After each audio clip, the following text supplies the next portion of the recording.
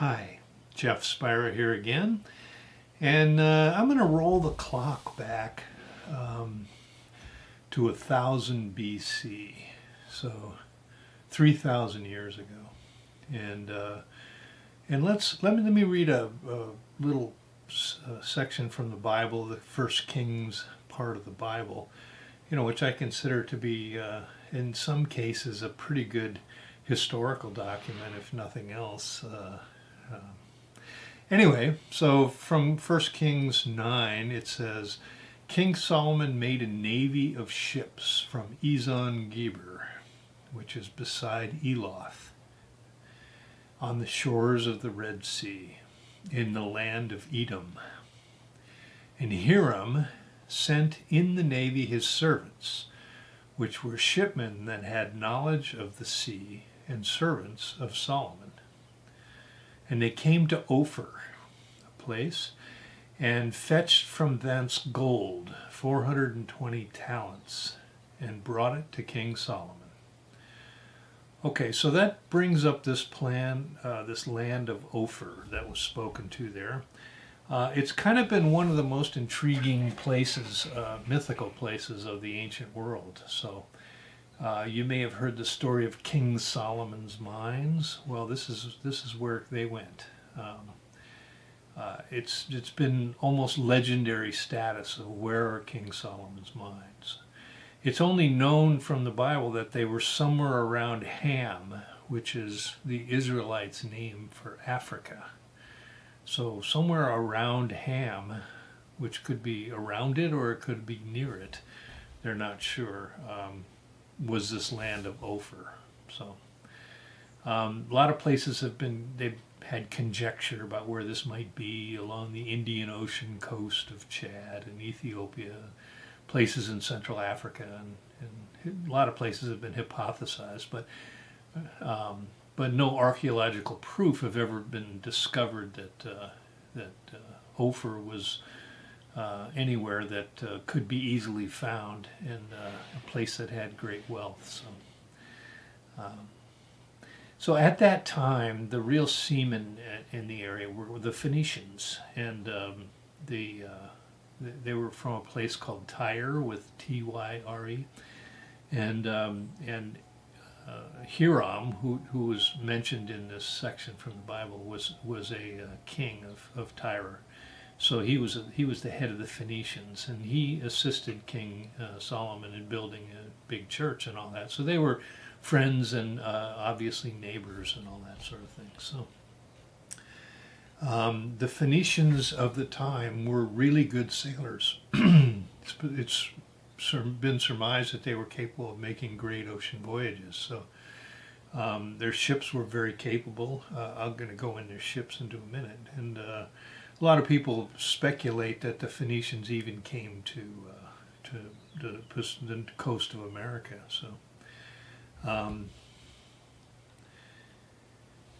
So a group of Phoenicians sailed through the Mediterranean and came to a place called Carthage. You may have heard of the Carthaginians or the Carthaginians, whatever. And it was a kind of a base that was kind of along the coast of Africa, the northern coast of Africa, which is, Tunisia and Morocco and those places. So, and they lived there, and they used that as a base to go make explorations. So the Phoenicians, were obviously, they sailed down the west coast of Africa, which is past the Straits of Gibraltar, into the Atlantic Ocean.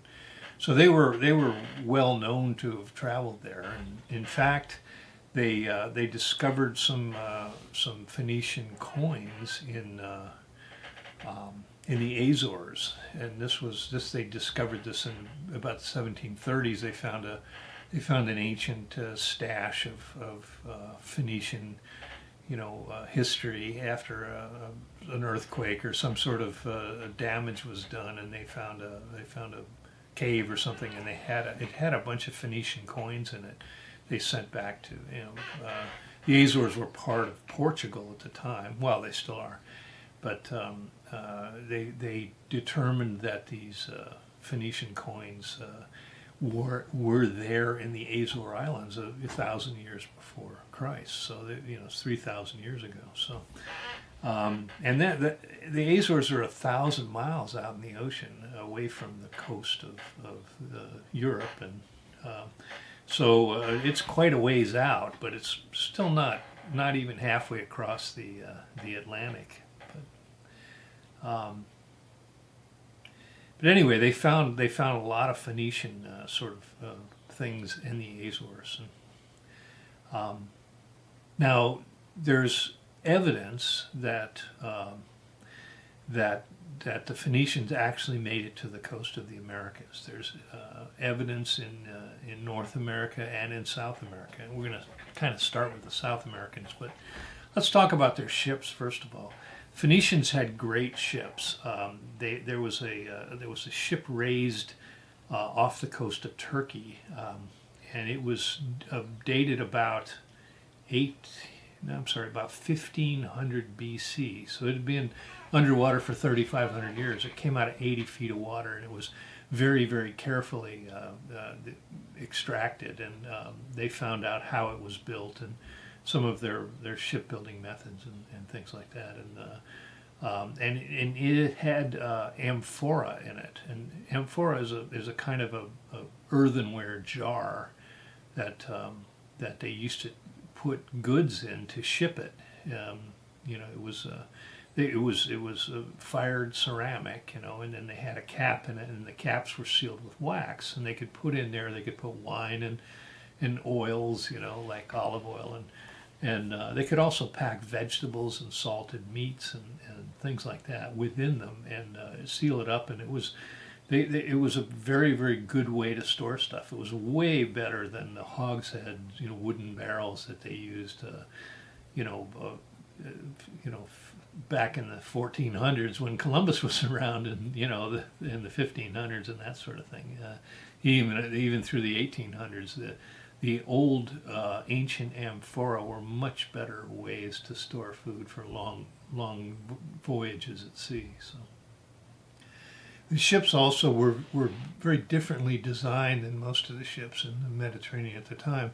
Ships in the Mediterranean then were 1,000 BC or more, were mostly designed for carrying people. So they were fairly fast and shallow draft, and they were really warships at the time. So they would load them up with soldiers, and they would transfer them across the sea or to the Mediterranean Sea or whatever to land somewhere and then embark and for battle. So that was the intent of the ships at the time. But the Phoenician ships were not built that way. They were actually round-bottomed, and they were beamier than most.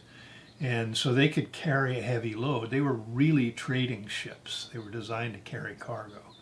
And they were very, very ocean capable. They could make great voyages at sea, and they were way, way better, for instance, than Magellan's galleons that he knew the Pinta and the Santa Maria that he brought over 2,500 years later across the Atlantic. So they were good, sturdy, seagoing type vessels, very well built, and capable of carrying heavy loads. So the Phoenicians were kind of the trading people at the time. So they had the capable ships to make long voyages at the time. They also were the only people at that time that understood celestial navigation. The Greeks and Romans, for instance, and the Egyptians, up until the time of Aristophanes, which was 1,000 years later, 1,500 years later, they hugged the coast. They could only make predictions about directions from they didn't own compasses, though the Chinese had compasses, but they only made predictions about directions from looking at the sun and noticing which ways the waves were coming and things like that. So they they hugged the coast when they sailed anywhere. But the Phoenicians, though, they had the ability to navigate open water using the stars. And in fact, the Roman word for the Phoenicians were the Punic people, and anyway, they had their word for the North Star was the Punic star. So they called it the Phoenician star. So they knew the Phoenicians were very familiar with the North Star, and the North Star is really the only fixed point in the sky that you can predict latitude from, and the Phoenicians always carved the Ursa Minor, which is the little bear, the big bear and the little bear up in the sky there that point to the North Star. That the North Star is, of course, the little bear's tail. So anyway, the Phoenicians knew of the North Star, so they had the ability to do celestial navigation. So their ships were capable of making long crossings, and they had the navigational methods to make long crossings. So the big question is, could the Phoenicians have come to the U.S.? Well, there's a few things. Let's talk about South America, for instance. Brazil, for instance, is a good place. There was some writings in the Middle East from the Phoenicians that talk about a land across the long water, or whatever, the ocean, the Great Sea, that talked about the sea intruding into the land. And there's some conjecture that this was referring to the Amazon River that breaks into the ocean and goes, a long ways inland. It's very wide at its mouth, and it's one of the largest rivers in the world. In fact, it is the largest river in the world. So, anyway, a French researcher named Apollinaire Frot surveyed the Amazon looking for Phoenician writings. And he traced dozens and dozens of stone inscriptions along the Amazon as Phoenician writing. So he said it would fill uncountable volumes if they were ever published. So on the other side of the ocean, there was a tombstone unearthed in Tyre that was talking about a great voyage to the Strait of Gibraltar, through the Strait of Gibraltar, to a land where the sea penetrated the land, which is what we think is the Amazon there. And there was a great amount of wood there, which makes sense because they were in the desert. I mean, North Africa is basically the desert. And if they had access to a place where there was a lot of wood that they could bring back, it would be a considerable finding. So. And they discovered artifacts there along the Mediterranean coast made of a red-colored wood that's native to Brazil. So they found Brazilian wood in the Mediterranean area, and they found Phoenician carvings in Brazil. So, that's pretty significant in that way. There's a Phoenician inscription in Brazil near Rio de Janeiro. It's the first Piedra de la Gava, Gavea's rock, in other words. And it's been translated, here Bezdazar, king of Tyre, Jethbel's oldest son. So there's actually some ancient Phoenician writing near Rio de Janeiro that's been dated appropriately back to that time of 1,000 years BC or something. And on it is a bearded man. Remember, most of the Indians in the New World, didn't have much facial hair, but this was very much a bearded, like the early descriptions of what Middle Easterners look like. So, and the face is very, very Phoenician as compared to the Native American faces. So. Most people agree that that's genuine. So,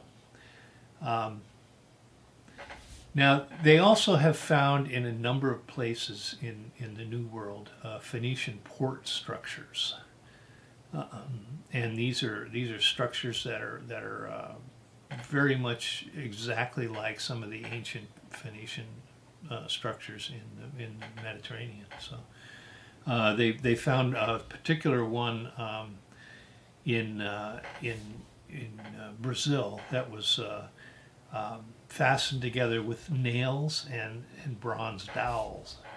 Now they had no bronze in the world at that time in the this part of in the Americas. Let's put it that way. They had copper, but they didn't have bronze, and bronze all came from Europe at the time, the Great Bronze Age. But this was 1,000 years BC that they found it in Brazil, so they know that this technology was just not available to the Americans at the time. So, and they also unearthed in Brazil a bunch of bronze tools that had to have come from Europe. They couldn't be local. So these port structures were fairly common both in Brazil and off the coast of Florida, and another one in the part of the Yucatan Peninsula in Mexico. There's a place called Isla Cerritos where they had Phoenician mooring sites. They're circular stone mooring sites and anchors. You know, there's this particular shape of stone anchor they used with bored holes in them so they could be hauled up on the ship. That's exactly the same type as has been found in the Mediterranean. So these wedge-shaped anchors, you know.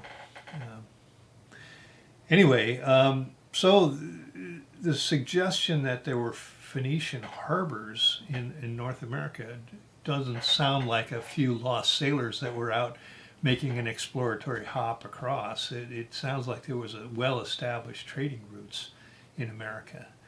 Now, I've spoken in some of my other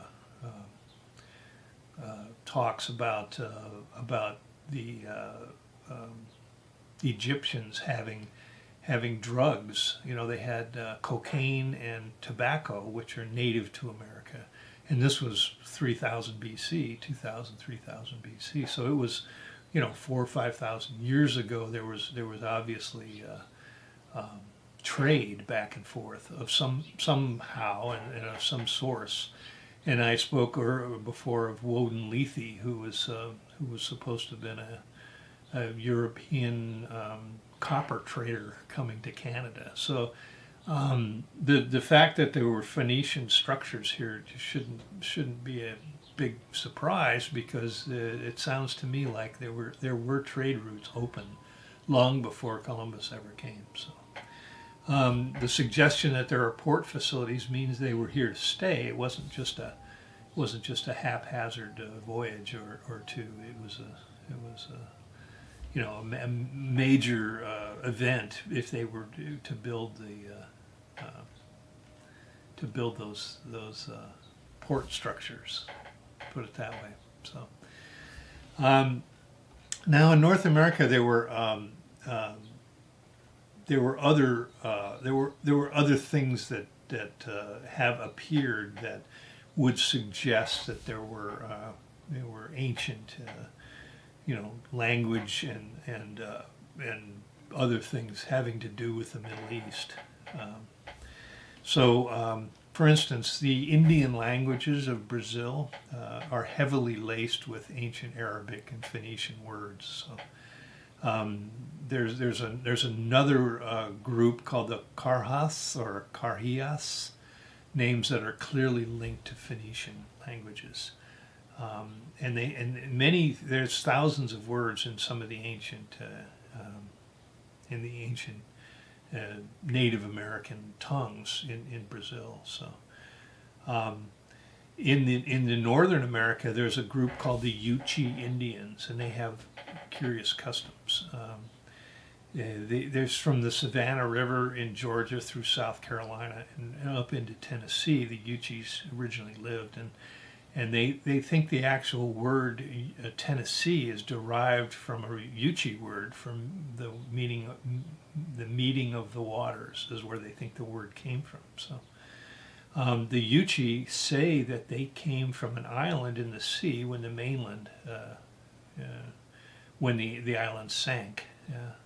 So it could have been all kinds of interesting things that happen in the ancient Yuchi thing. But Dr. Cyrus Gordon of Brandeis University, who was an expert on Near Eastern languages, attended a Yuchi holy festival and was really surprised to hear ancient Hebrew in their songs and chants, especially words associated with God. They were dead nuts from ancient Hebrew. So.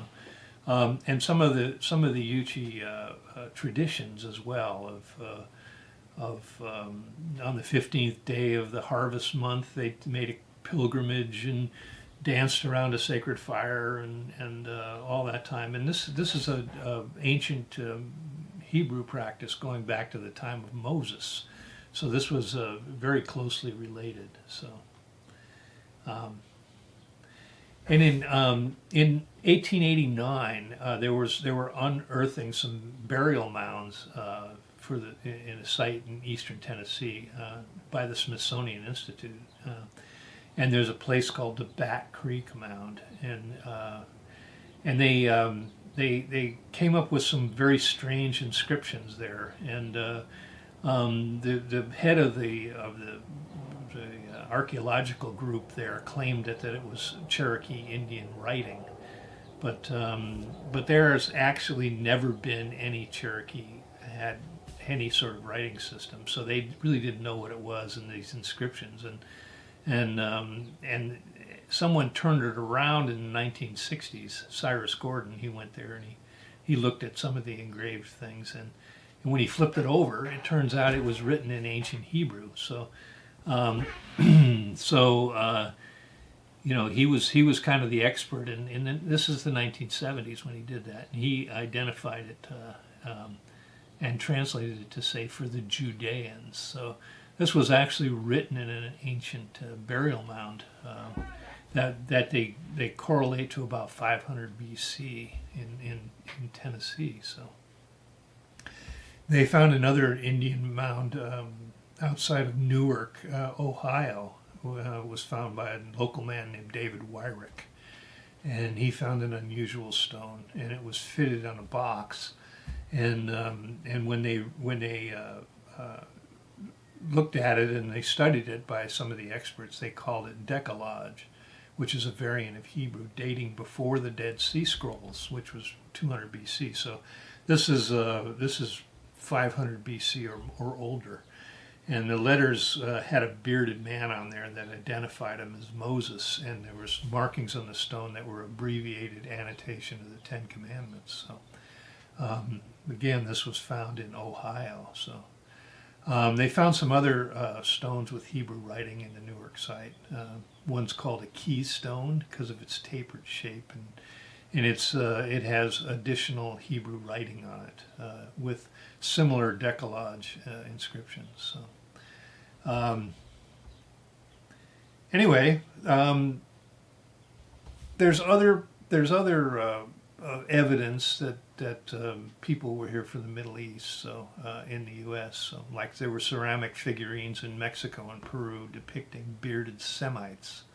The Mexican Indians, of course, were beardless. So, and there was a large earthen mound structure in Ohio that was a different one from the last one I just talked about, that had Hanukkah symbols, including the Greek letter and depiction of a menorah. So they also found a Carthaginian coin dated 500 BC that had a map of Tunisia and the known world, and it includes a coastline of the United States of America.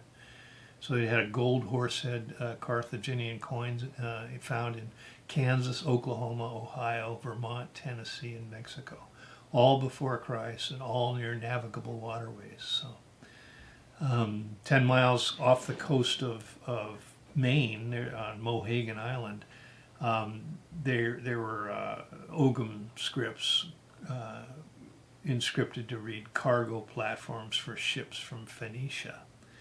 So, you know, ancient visitors from the Mediterranean lands in America is not an unusual thing. So the big question is, could Brazil or the Americas have been the land of Ophir? It's possible, I suppose.